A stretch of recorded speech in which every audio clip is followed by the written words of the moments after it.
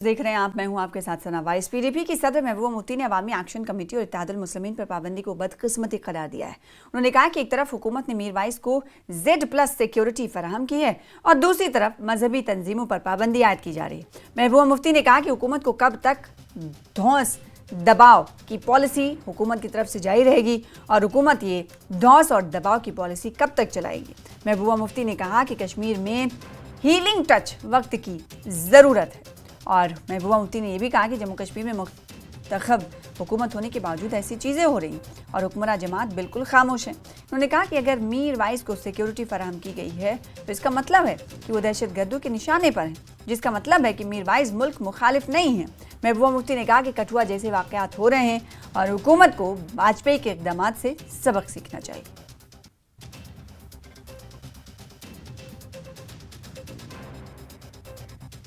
CM Omar Abdullah ने कहा कि वो किसी जमात पर पाबंदी लगाने के हामी नहीं रहे हैं। उन्होंने कहा कि वो नहीं जानते हैं कि किस रिपोर्ट की बुनियाद पर मीर वाइस की जमात पर पाबंदी लगाई गई है। उमर अब्दुल्ला ने कहा कि ये नहीं कहा जा सकता कि फैशन शो के खिलाफ आवाज़ उठाने की वजह से पाबंदी लगाई गई है। Awami Action Committee has been banned, headed by the Mir Wais Umar Farooq. Can we say it is because he was the first person who raises the voice against the vulgar fashion show happened just few days back, unfortunately during this Ramadan in Gulmarg? नहीं ना, वो आप नहीं कह सकते हो। अब किस बुनियाद पे हुआ वो मैं नहीं जानता हूँ। ये चीज़ें इलेक्टेड गवर्नमेंट के दायरे इख्तियार में है नहीं और जिस इंटेलिजेंस के बुनियाद पे ये हुआ है वो हमारे साथ शेयर हुआ नहीं है। ऑन प्रिंसिपल हम इन फैसलों के हक़ में कभी रहे नहीं हैं और वैसे भी अगर आप देखें तो फ़िलहाल जब से मीर वाइस साहब हाउस अरेस्ट से बाहर आए उनके तरफ से तो जहाँ तक मैंने देखा कोई उल्टी सीधी बात हुई नहीं है। लेकिन मैं फिर ये कहता हूँ कि जिस बुनियाद पे ये हुआ है वो जानकारी हमारे पास है नहीं, लेकिन आगे जाके देख लेंगे क्या करना है। वज़ीर आला उमर अब्दुल्ला ने गुलमर्ग फैशन शो तनाज़े पर कहा कि उन्होंने इस बात से कभी इनकार नहीं किया कि होटल उनके रिश्तेदार का है। उमर अब्दुल्ला ने कहा कि उन्होंने ऐवान में जो बयान दिया उससे ज़्यादा वो इस मौजू पर कुछ नहीं कह सकेंगे। उमर अब्दुल्ला ने कहा कि अगर कुछ भी खिलाफ कानून हुआ है तो कार्रवाई की जाएगी। है मेरे रिश्तेदार का होटल ना, मैं कब इस चीज़ से इनकार करता हूँ। यहाँ 2 होटल है मेरे रिश्तेदार के, एक नीडोस है, एक हाईलैंड पार्क है। लेकिन ऐसे जो बयान मैंने असेंबली में दिया उससे ज़्यादा मैं कुछ नहीं कहूँगा। मैं अगर कहीं पे कानून के खिलाफ कोई बात हुई है तो एक्शन ली जाएगी। खबर ये कि जम्मू कश्मीर असेंबली का बजट इजलास का आज 10वां दिन है, तो इजलास का आज 10वां दिन है, कैसी तस्वीरें देखने को मिलेंगी। लेकिन ये ज़रूर है कि अरकान कई अवामी मुद्दे उठाएंगे। क्या आज का दिन हंगामा भरा होगा या नहीं, ये देखने वाली बात होगी। फिलहाल आपको बताएं कि 9 रोज़ से असेंबली की कार्रवाई जारी है, बजट सेशन जारी है और आज बजट सेशन का 10वां दिन है। जम्मू कश्मीर असेंबली का बजट इजलास लगातार जारी है। अवामी हल्के से जुड़े हुए तमाम नुमाइंदे अपने अपने इलाके के मुद्दे उठा रहे हैं। आज का दिन भी काफ़ी अहम है। आज 10वें दिन अरकान अपने अपने इलाके के अवामी मुद्दे उठाएंगे। कल की अगर बात करें 9वें दिन तो कई तरह के मुद्दे उठाए गए। रोजगार से जुड़े हुए मुद्दे कई अरकान असेंबली की तरफ से उठाए गए। बेरोजगारी को लेकर और रोजगार देने को लेकर क्या कुछ लाएअमल तैयार करेगी हुकूमत, इसको लेकर अवामी नुमाइंदों की तरफ से सवाल पूछे गए। आज किस मुद्दे पर अरकान असेंबली की आवाज़ ज़्यादा बुलंद होगी, ये देखने वाली बात होगी। लेकिन 10वें दिन ये कहा जा सकता है कि तमाम अरकान जिस तरीके से रोजाना अपने अपने इलाके के मुद्दे उठाते हैं, आज भी वो मुद्दे उठाएंगे। जम्मू कश्मीर असेंबली का बजट इजलास लगातार जारी है, आज 10वां दिन है, तो आज 10वें दिन मुख्तलिफ इलाकों के अरकान असेंबली अपने अपने इलाके के मुद्दे असेंबली में उठाते हुए नजर आएंगे। पल पल की तस्वीरें हम आपको दिखाएंगे जब विधानसभा सत्र के बजट सत्र की शुरुआत होगी। आज 10वां दिन है, 10वें दिन की कार्रवाई पर नजर बनी हुई है। आज 10वें दिन किस तरह की कार्रवाई रहने वाली है, इसको लेकर अपडेट लगातार देते रहें।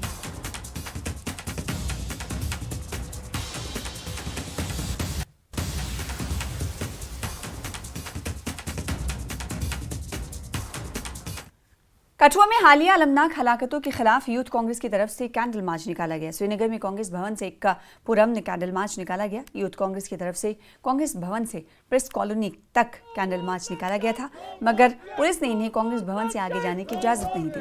कांग्रेस ये पूछ रही है कि बीजेपी लीडरों को कठुआ जाने की इजाजत क्यों दी गई, जबकि कांग्रेस लीडरान को रोका गया। वो अपने नारों में एलजी इंतजामिया से पूछ रहे हैं कि ये दोहरा मेयार क्यों। चल रहा है जो जम्मू कश्मीर में किलिंग्स हो रही है, जो कोटवा में कुछ ही दिन पहले किलिंग्स हुई, 3 हमारे जवान वहां पे मारे गए। हमारा मखनदीन, उसने सुसाइड की पुलिस टॉर्चर की वजह से। हमारा वसीम, उसको बुलेट मारी गई, वो मर गया। होम मिनिस्टर की तरफ से आप देखिए ऑडेसिटी कितनी है, वो इन सब चीजों की रेस्पॉन्सिबिलिटी नहीं ले रहे हैं। हम भी वही बात बोल रहे हैं, बीजेपी के लिए रूल्स डिफरेंट है, कांग्रेस के लिए और बाकी पार्टीज जो है उनके लिए रूल्स डिफरेंट है। ये ऐसा क्यों है?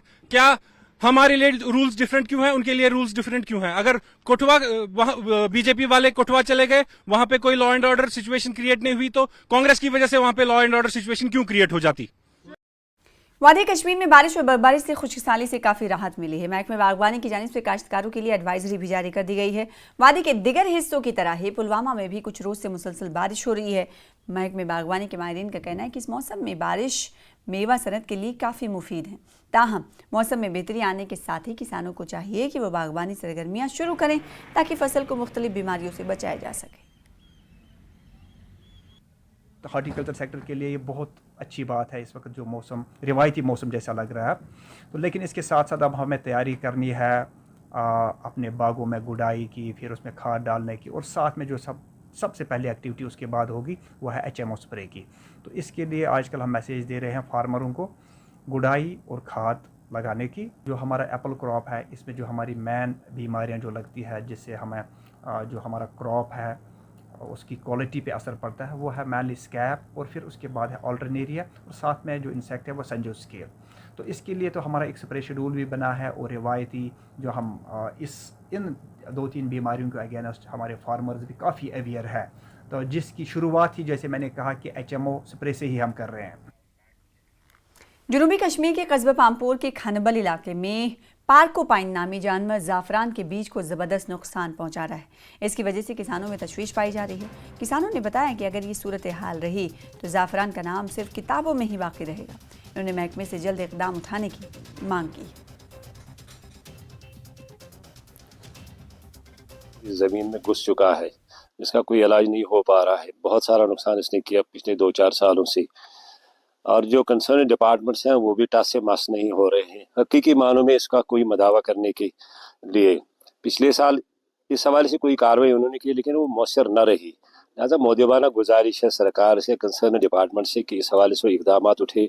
अगर कुछ बचा हो था अब इसमें बीज, वो भी इसके नज़र अब हो रहा है, जानवर के नज़र बहुत ज़्यादा नुकसान वो कर रहा है। इस वक्त टोटल 20% जो है सैफरान कार्म्स इस वक्त अवेलेबल है हमारे फील्ड्स में, और बाकी जो 80% है वो बिल्कुल खाली। और इन 20% को भी इस जो पार्क्यूपाइन है इससे खतरा है। जो हम आज इसी वजह से यहाँ पर जमा हुए, क्योंकि आज रात को भी पार्क्यूपाइन ने हमारे फील्ड्स को बहुत ज्यादा नुकसान पहुंचा है। आप जानते हैं कि ये एक वाइल्ड बर्ड है, इसमें क्या कर सकते हैं, एक जमींदार जो है, किसान जो है, इसके पास ऐसे वो वसाइल नहीं है कि वो इसको पकड़ सके।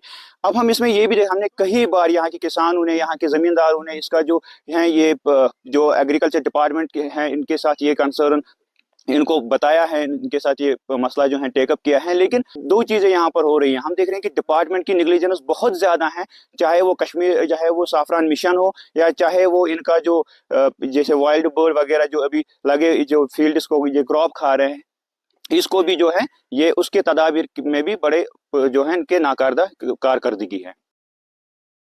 और कुलगाम में फूलों की कई नर्सरियां कायम हैं। इनसे सालाना करोड़ों रुपए की आमदनी हासिल हो रही है।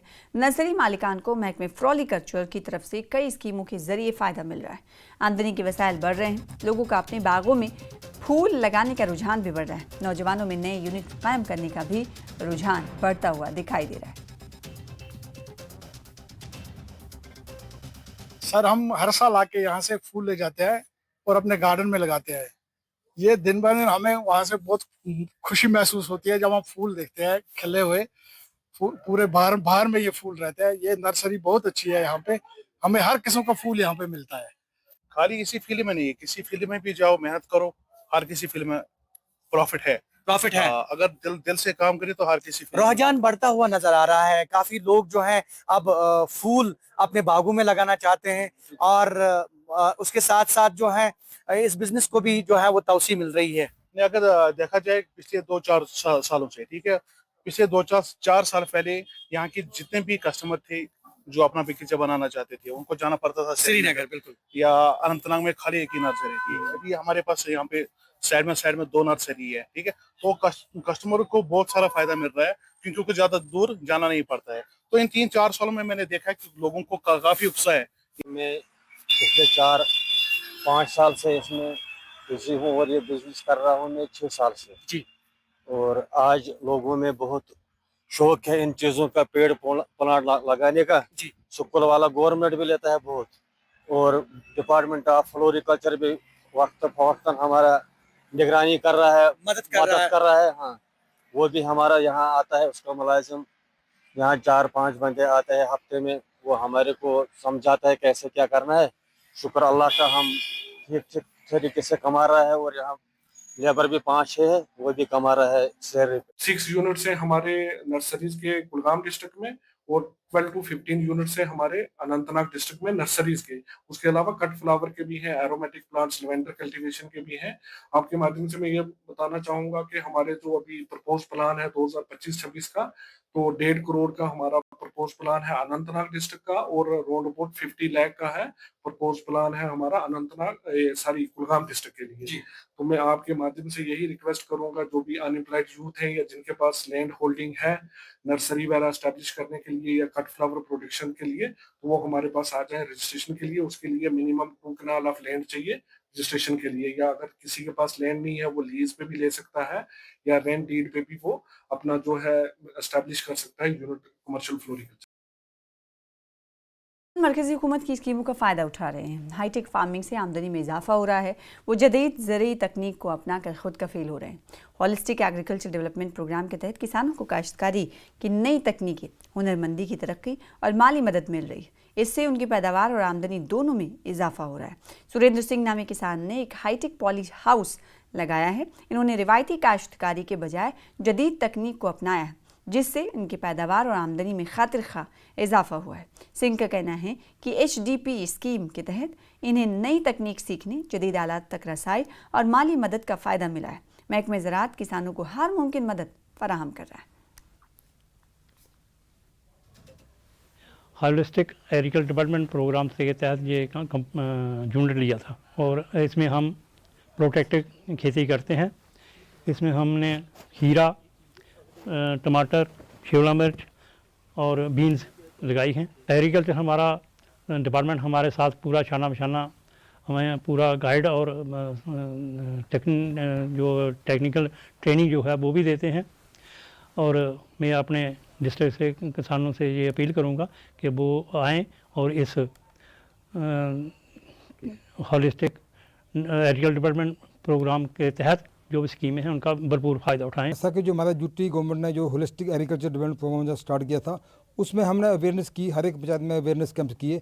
उससे लोगों को काफ़ी सीखने का मौका मिला। उन्होंने ऑनलाइन एप्लीकेशन अप्लाई किया और उसमें हमारा 29 प्रोजेक्ट थे। उसमें से P3 जो वेजिटेबल का प्रोजेक्ट है, इसमें exact vegetable through the air और ऑफ सीजन में हम वेजिटेबल कल्टिवेट करते हैं, तो उससे इनको जो है हमने 90% सब्सिडी दी। और ये अभी इन्होंने अपना हाईटेक जो है पॉली हाउस लगाया। इसमें अभी ये एग्जैक्ट वेजिटेबल जो है कैप्सिकम है, कुकुम्बर है, हमारा जो है चेरी टमाटो है, ये लगा रहे हैं। तो इससे इन्होंने 1 लाख रुपये कमा लिया इस साल में। तो ये इनकी मार्केट सक्सेस भी जहाँ पर कटरा में काफ़ी है, रियासी में काफ़ी है। तो इससे ये आस पास के जो किसान हैं वो भी आकर्षित हो रहे हैं, वो भी हमारे पास जो है HDP में एप्लीकेशन लगा रहे हैं। फिलहाल इसी के साथ रुकेंगे छोटे से ब्रेक के लिए। कुछ और खबरों के साथ जल्द लौटेंगे।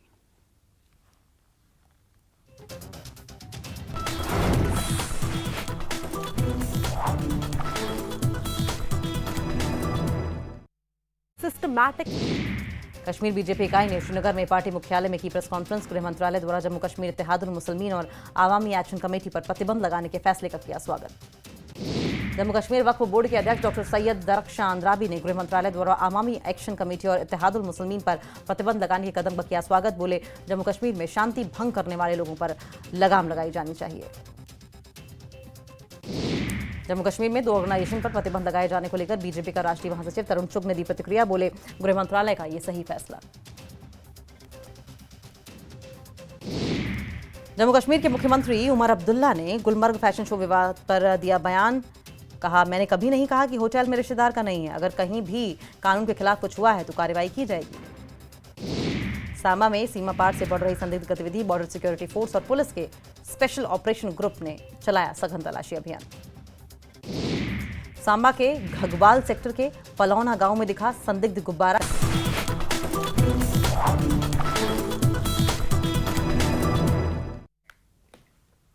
जिला रामबन में कई तंजीमों से जुड़े 100 से ज्यादा रज़ाकार नौजवान गुमनाम हीरोज हैं। ये लोग बरसों से जम्मू से लेकर कौमी शाहरा पर सड़क हादसा और दीगर आफात के वक्त बचाव कार्रवाइयाँ और राहत रसाई का काम अंजाम देते आ रहे हैं। बानिहाल वॉलंटियर्स रजिस्टर्ड NGO पिछले तकरीबन 15 सालों से सैकड़ों रेस्क्यू ऑपरेशन अंजाम दे चुकी है। इसके अलावा ये अंजुमन फलाही काम भी अंजाम दे रही है। पोस्ट 40 नफर 40 वॉलंटियर विदाउट पे कम महाना ये दिवन तिमन गोड़े वन ये सात ज्वाइन गो सदर साहब यमिस गई बरादरस डेथ तम बाद 2 या 3 नफर जुड़े हर वरी 2 3 वन गई 15 वरी 40 नफर वनकस ऑर्गेनाइजेशन मज पेश कहें यम 2 वे रामन बानहालस 2 ऑर्गेनाइजेशन QRT रामन तो NGO बानिहाल वॉलंटियर यम सातन यात्रा गाइड सदहस मन ये हादसा पेश गो तम सातन कर ये बानहल क्यों यीत्या तो वॉलंटियर तमो कर पानी पलो ताम तम दित तिमन यात्री वालन तो दुकानदारों कर पानी दुकान बंद तम रूज तथ रेस्क्यूस मज नाच लाना गए गाड़ 20 मूद। असेंबली इजलास के 9वें रोज अरकान ने कई अवामी मसाइल उठाए। खेल के मैदानों की आदम मौजूदगी, सड़कों की तामीर और तजदीद मरम्मत और तालीम के शोबे से जुड़े हुए मसाइल उजागर किए गए। सनतों में मकामी लोगों को ज़्यादा रोजगार देने का कई अरकान ने मुतालबा किया। डिप्टी CM ने कहा कि इन्हें नई हुकूमत ने यकीन दहानी कराई है मकामी लोगों को कि रोजगार में तरजीह दी जाएगी। उन्होंने कहा कि ये सच है कि मकामी सनत को बहुत नुकसान पहुँचा है और मकामी नौजवान को भी रोजगार नहीं मिला है। उन्होंने यकीन दिलाया कि जम्मू कश्मीर के नौजवानों को रोजगार में अव्वलीन तरजीह दी जाएगी। उन्होंने कहा कि जो भी जम्मू कश्मीर में सरमायाकारी करेगा उसे यहाँ के नौजवानों को रोजगार देना होगा। राजीव जसरोटिया ने इसके लिए मुनासिब कानून के नफाज का मुतालबा किया। डिप्टी CM ने कहा कि हुकूमत मकामी लोगों की ज़मीनों और मुलाजिमतों दोनों का तहफ़्फ़ुज़ करेगी। उन्होंने कहा कि तमाम सनतें NC के दौर में कायम हुई थी और वो सनती तरक्की के लिए मज़ीद इक़दामात करेंगे। जब आपके पास लैंड अवेलेबल है जब ये सरकार अब नहीं आई और उमर अब्दुल्ला सरकार का ये हमेशा लोगों को वादा रहा और काफ़ी सारी मीटिंग ऑनरेबल CM साहब की भी, उमर साहब की इंडस्ट्री जो लोकल इंडस्ट्री है यहाँ जम्मू कश्मीर की या यहाँ के जो स्टेक होल्डर्स हैं उनसे अलग अलग बातें हुई, उनसे मिले, वो डेपुटेशन भी मिली, मुझे भी मिली, CM साहब को भी मिली। जो उनका कंसर्न है जो लोकल इंडस्ट्री है ये इसमें कोई शक नहीं कि इस पिछले दौर में जो ये 6 साल और ये 10 साल का जो दौर गया हमारा, इसमें लोकल इंडस्ट्री को काफ़ी नुकसान हुआ है। और जो हमारा बेरोजगार बच्चे जो आज गली गली में हैं उन बच्चों को भी रोजगार का कहीं इन 10 सालों में या 6 सालों में कहीं उनका कोई जिक्र नहीं, उनके बारे में सोचा नहीं गया। लेकिन जब से ये सरकार आई है, उमर अब्दुल्ला सरकार आई है, हमारी ये कोशिश है पूरी, एक तो जो इंडस्ट्री आई है ये इंडस्ट्री आए वेलकम, जो बाहर से लोग हैं अगर लगना चाहते हैं हम नहीं कहते, लेकिन at the cost of Jammu Kashmir के लोगों की इंडस्ट्री पे या यहाँ के बच्चों के बेरोजगार बच्चों के रोजगार पर ना आए। कि जम्मू कश्मीर के बच्चों को इन इंडस्ट्रीज के अंदर नौकरी मिलनी चाहिए। कि जम्मू कश्मीर के अंदर अगर कोई इंडस्ट्री लगाएगा तो उनको हमारे बच्चों को, हमारे बेरोजगार बच्चों को रोजगार देना होगा, इसके लिए सुनिश्चित करना पड़ेगा। इसके लिए हम आपके साथ हैं पूरे। नेशनल कॉन्फ्रेंस के रुकन असेंबली जावेद बेग का कहना है कि उमर अब्दुल्ला हुकूमत डेली वेजेस के मामले को तरजीही बुनियादों पर हल करने के लिए पुरज़्म है। जावेद बेग ने कहा कि CM उमर अब्दुल्ला ने उनके मसाइल के हल के लिए कमेटी तश्कील देने का ऐलान किया है और इन्हें उम्मीद है कि ये कमेटी डेली वेजेस के मसाइल का जायज़ा लेगी और उनके बाद उनके मसाइल को जल्द अज जल्द हल किया जाएगा। कमेटी बनाई गई, क्या कुछ आप कहना चाहेंगे? देखें, जो ये उमर साहब ने कमेटी बनाई इसकी एक कानूनी और आईनी हैसियत है, और इसके पीछे जो सबसे बड़ा मकसद है वो उसके 3 पिलर्स हैं। उसमें पहली बात यह है कि आइडेंटिफाई किया जाएगा कि हमारे पास कुल कितने डेली वेजर हैं। दूसरी चीज़ जो देखी जाएगी वो ये है कि इन डेली वेजर्स को जब आप परमानेंट करेंगे तो उसके लिए आपको कानूनी और आईनी रास्ते तलाश करने होंगे। अगेंस्ट पोस्ट इनको एंगेज किया जाएगा। इनकी सैलरी किस तरह की होगी, सैलरी स्ट्रक्चर किस तरह से होगा, उसको डिफाइन किया जाएगा।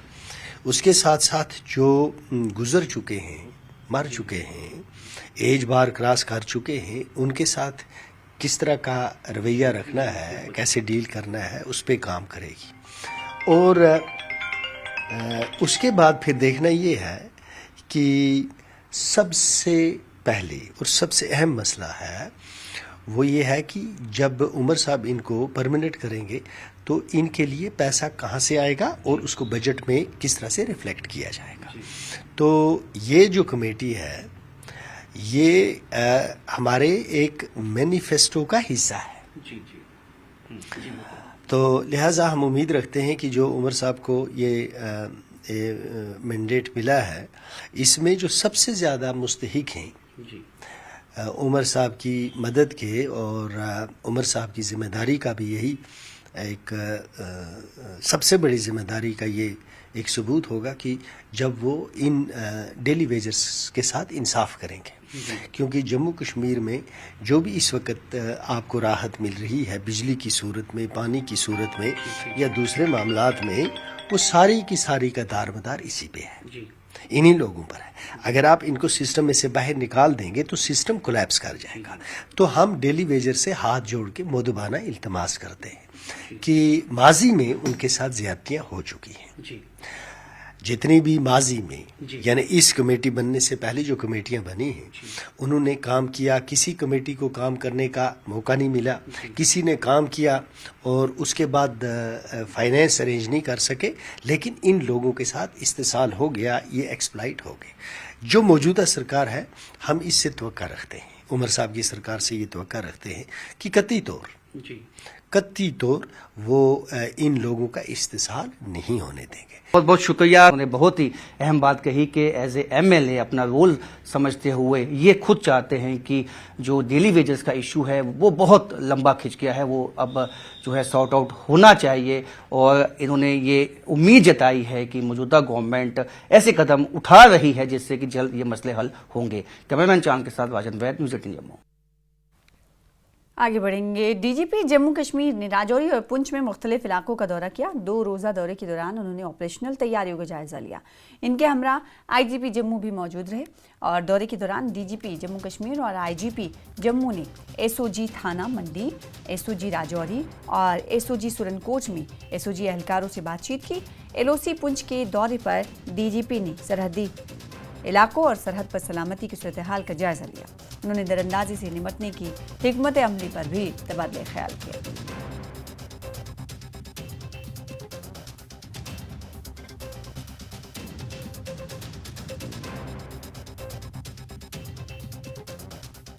फिलहाल बुलेटिन में इतना ही। मुझे दीजिए इजाजत। लगातार देखते रहिए न्यूज़ 18 JKLH पर तमाम खबरें। आदाब।